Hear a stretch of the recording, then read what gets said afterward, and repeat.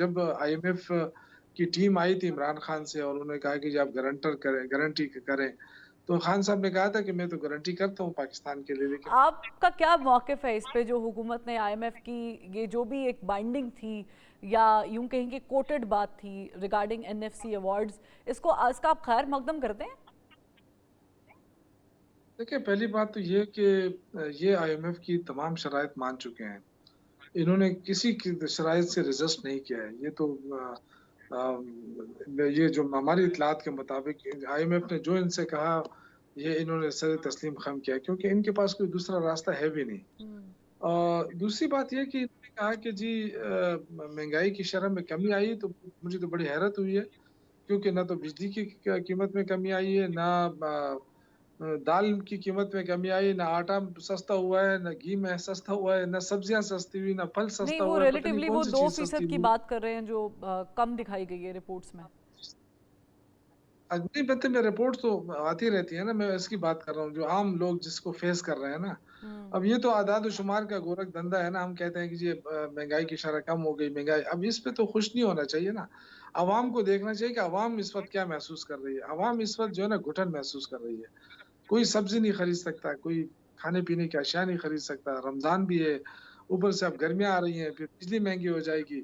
तो ये जो है ना आगे जाके हालात बहुत टफ़ आ रहे हैं और मैं ये चाहता नहीं, हूँ तो इन ब हालात में तो मेरी फिर ख्वाहिश है। ऑपोजिशन को हुकूमत का साथ देना चाहिए यूसुफ़ ज़ई साहब।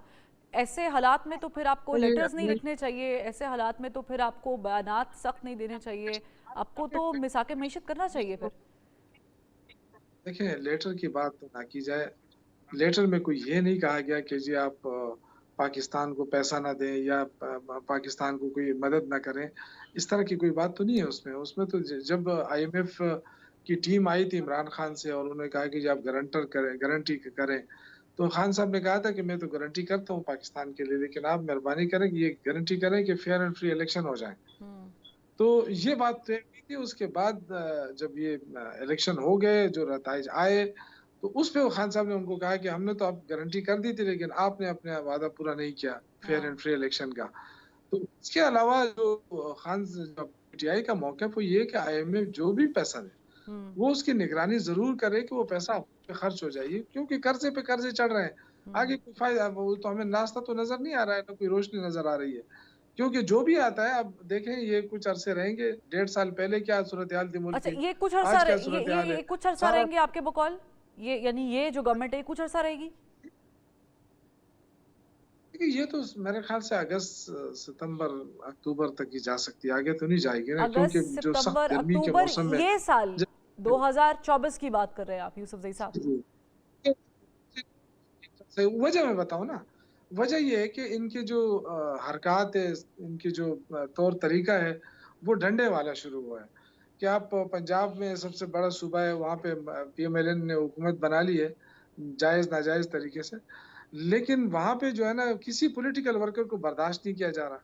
वो कोई अपनी बात वहाँ पे खुलकर कर नहीं सकता है, उसके ऊपर लेकिन लेकिन फ़ौरन जो है ना मुकदमे यूसुफ ज़ई दर्ज साहब, आई होते हैं। हैव टू तो स्टॉप आपको यू पता हियर। उसकी वजह ये है कि ऐसे हुकूमतें नहीं जाया करती हैं। इमरान खान साहब ने 126 दिन का धरना दिया था, हुकूमत नहीं गई थी घर। आप ये किस बिना पे कह रहे हैं कि ये सितंबर, अक्टूबर में वो चले जाएँगे?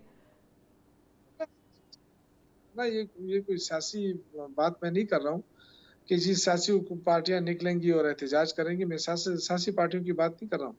मैं अवाम की बात कर रहा हूँ। जो तंग लोग हो जाएँगे ना जो महँगाई से, जो अवाम तंग होंगे वो सड़कों पे आएँगे। वो फिर ना इनका गोली रोक सकेगी, ना इनका डंडा रोक सकेगा। ठीक। वो फिर सीधा के सीधा ये ब अल्लाह खैर करे। मैं हमें तो देखो हम तो चाहते हैं कि मुल्क चले, हम चाहते हैं कि इस मुल्क पे अमन आए। लेकिन बदकिस्मती से जो लोग आए हैं इस वक़्त इक़्तिदार में, वो तो फिर चले जाएँगे। चलिए, अगर मुझे यहाँ